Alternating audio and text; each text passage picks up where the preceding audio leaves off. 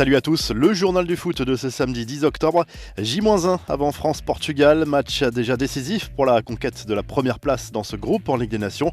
Le vainqueur de ce duel prendra une sérieuse option pour le Final Four, même s'il restera encore 3 matchs à disputer derrière. Didier Deschamps devrait effectuer quelques changements, mais toujours dans un 4-4-2 en losange.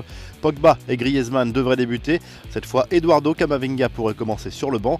Le nouveau tacle de Luis Suarez au Barça, décidément, l'attaquant uruguayen ne digère pas la manière dont ses anciens dirigeants ont organisé son départ.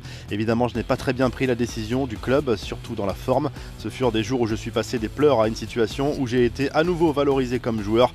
Les premiers jours ont été très difficiles, a reconnu l'ancien attaquant blaugrana. Les rumeurs du mercato, Manchester City ne lâche pas Lionel Messi, bien au contraire. Dans une interview accordée à The Athletic, le directeur des opérations des Citizens a confirmé que son club pourrait se positionner l'été prochain sur l'arrivée de l'Argentin.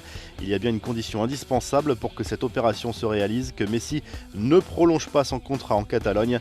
Eduardo Camavinga n'a pas fini d'affoler le marché des transferts. D'après Tuttosport, le Real Madrid n'est pas le seul cadre européen à suivre de très près le crack du Stade Rennais. Le milieu de terrain de l'équipe de France plaît beaucoup à la Juve également. Les infos en bref, ce rapport inquiétant publié par la FIFA sur le dernier mercato d'été. Le football mondial a bien été touché de plein fouet par la crise. Les clubs ont dépensé près de 2 milliards de dollars de moins que l'an dernier. L'Angleterre a été la moins impactée avec plus d'1 milliard d'euros dépensés. Le Brésil a flambé pour son premier match des éliminatoires du Mondial 2022.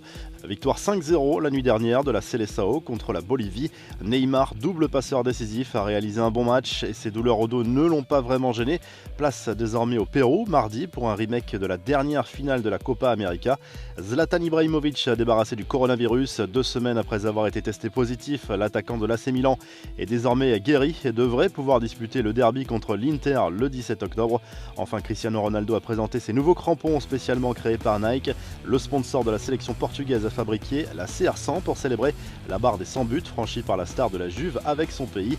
Il les portera pour la première fois contre la France ce dimanche.